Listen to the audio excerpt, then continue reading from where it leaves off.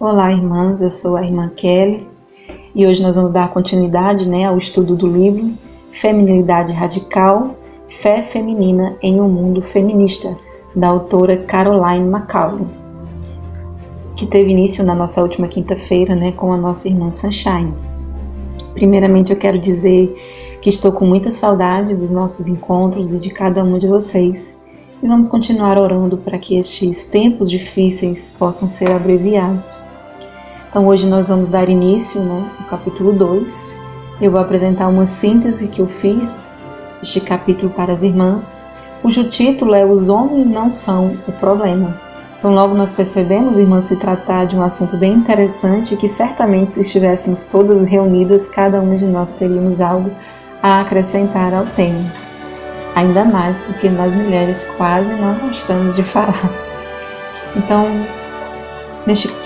com este título, a autora ela usa esta frase, os homens não são o problema, como base para a nossa discussão, porque, segundo a própria autora, para o movimento feminista, o real problema para as mulheres é a figura masculina. Então é muito comum as ativistas usarem frases como o homem nega, o homem obriga, o homem toma, o homem monopoliza. Então são frases do movimento feminista. Então neste segundo capítulo ela vai apresentar para nós um pouco do contexto histórico em que surgiu o movimento feminista, dividido em 3 grandes momentos, chamados de ondas do movimento feminista, onde a primeira onda surge no final do século XIX, se tornando popular e conhecido como sufrágio feminino. Então, a princípio voltado mais para os direitos jurídicos e políticos, fazendo bastante menção a contratos e direitos a propriedades. Ela ressalta, irmãs, que neste momento o casamento significava para a mulher a perda de muitos direitos, entre eles a administração de seus bens e propriedades, porque o seu esposo ele se tornava o seu tutor e a ele cabia a liberdade de administrar como ele bem entendesse os bens, contratos, propriedades da sua esposa. Este primeiro momento ficou também bastante conhecido porque foi a luta pelo direito do voto, E acredito que até hoje é o que mais marca o movimento feminista, que é o direito do voto à mulher. Então a autora também vai falar 2 movimentos seguintes, ou melhor, 2 ondas do movimento que aconteceram, e eles acabam que saem do campo do jurídico e da legalidade, visando mais a questão cultural do papel da mulher na sociedade, onde acabam acontecendo inúmeras inversões de valores. E a última onda do movimento feminista, que teve início em 1990, voltado mais para a sexualidade feminina, e também se unindo a outros movimentos de forma mais ativa. Essa última onda do movimento feminista é algo que acredito que a maioria de nós vivenciou de forma mais concreta, que a gente tem mais vivência.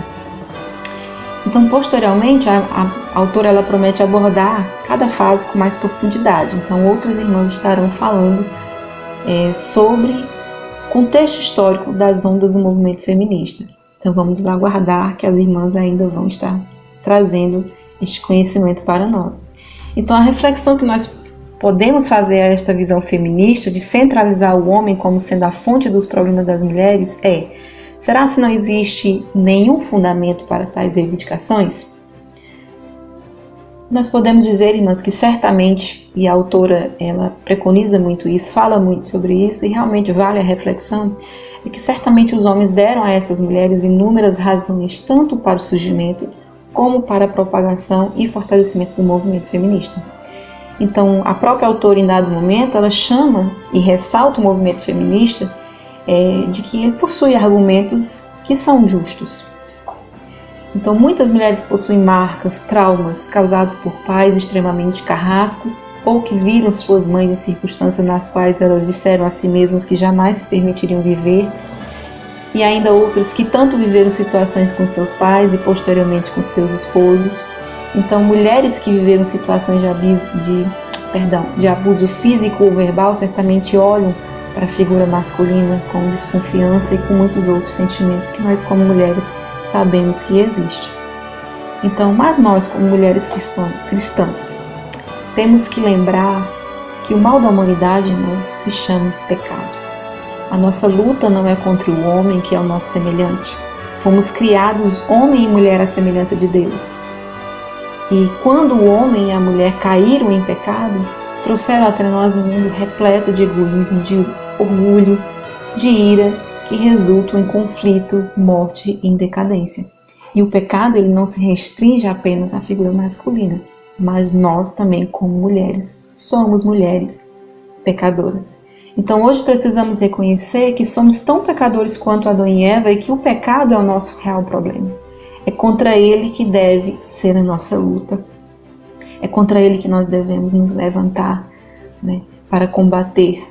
Então as palavras da autora que melhor relatam o feminismo é: o feminismo surgiu porque pecados foram cometidos contra elas. Penso que este é um argumento justo, mas o feminismo também surgiu porque as mulheres pecaram em resposta. E este é um problema humano clássico. Pecadores tendem a pecar em resposta a pecados cometidos contra eles. E quem pode, irmãs, nos dar condições de ofertar o perdão? Senão o Senhor Jesus Cristo. É Ele quem pode nos curar das dores causadas pelo outro e nos dar condições de romper com esse ciclo de respostas pecaminosas. Então fiquemos, irmãs, com o melhor exemplo de homem que temos, que é Jesus Cristo, que veio ao mundo para salvar não apenas o homem, figura masculina, mas também nós mulheres. E lembremos sempre o quanto Ele foi cuidadoso para conosco em todo o seu ministério. É algo que sempre que eu vejo na palavra de Deus, o quanto o tratar de Cristo para com a mulher é algo que fez uma separação enorme, né? Nos lembrando de que nós somos amadas por Deus. Então não nos esquecemos também das palavras de Tiago, né? Lá no capítulo 3, do verso 13 ao 18, que diz assim: quem entre vós é sábio e inteligente? Mostre com mansidão de sabedoria, mediante condigno proceder as suas obras. Se pelo contrário tendes em vosso coração inveja amargurada e sentimento faccioso, nem vos glorieis disso, nem mintais contra a verdade. Esta não é a sabedoria que desce lá do alto, antes é terrena, animal e demoníaca, pois onde há inveja e sentimento faccioso, aí há confusão e toda espécie de coisas ruins. A sabedoria, porém, lá do alto, é primeiramente pura, depois pacífica, indulgente, tratável, plena de misericórdia e de bons frutos, imparcial e sem fingimento. Ora, é em paz que se semeia o fruto da justiça para os que promovem a paz. Que essa possa ser a nossa sabedoria, irmãos, uma sabedoria vinda do alto, para que, como a palavra de Deus também diz, não venhamos nos estribar no nosso próprio entendimento. Então eu vou concluir apenas deixando a última frase, na verdade o último trecho do capítulo, que diz: a gloriosa esperança que temos é que Cristo veio nos resgatar da espiral do pecado e das respostas pecaminosas. Somente o Evangelho pode diagnosticar com precisão as questões de ambos os lados e oferecer tanto as boas novas do perdão de nossos pecados, como a restauração de nosso relacionamento, primeiro com Deus e então com os outros. Essa é a verdadeira libertação para mulheres e homens. Então era isso que eu queria deixar para as irmãs. Fiquem com Deus, amadas. Um beijo a cada um de vocês e espero que as irmãs que eu possa ter transmitido com clareza e possa ficar algo no coração de cada uma. Um beijo e até mais.